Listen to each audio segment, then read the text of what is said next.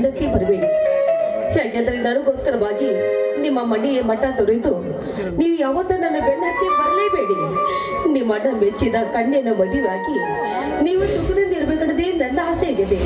ಯಾಕೆಂದ್ರೆ ನೀವು ಸೇರಿದ್ರೆ ಆಕಾಶ ಭೂಮಿ ಒಂದಾದಂತೆ ಸರಿ. ಬಡತನ ಬಾನೆತ್ತರದಲ್ಲಿದ್ದರೂ ಅಲ್ಲಿಂದ ಬೀಳುವ ಗಂಗೆ ಈ ಭೂಮಿಯನ್ನು ಸೇರಬೇಕಲ್ಲವೇ ಕಮಲ? ನೀ ಎಂದಿದ್ದರೂ ನನ್ನವಳು.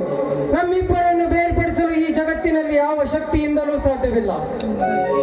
ನೋಡಿ, ನಿಮ್ಮ ಹೃದಯದ ಸನ್ನಿಧಿಯಲ್ಲಿ ನನಗೆ ಸ್ಥಾನ ಸಿಕ್ಕಿದ್ದು ನನ್ನ ಪೂರ್ವ ಜನದ ಪುಣ್ಯ ಅಂತ ನಾ ತಿಳ್ಕೊಂಡಿದ್ದೇನೆ.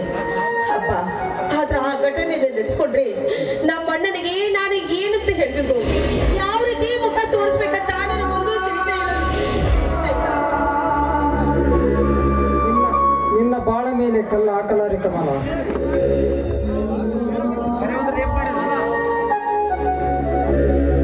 ವಿಜಯ್, ನೋಡಿ, ದಯವಿಟ್ಟು ಹಾಗೆಲ್ಲ ಮಾತಾಡಬೇಡಿ.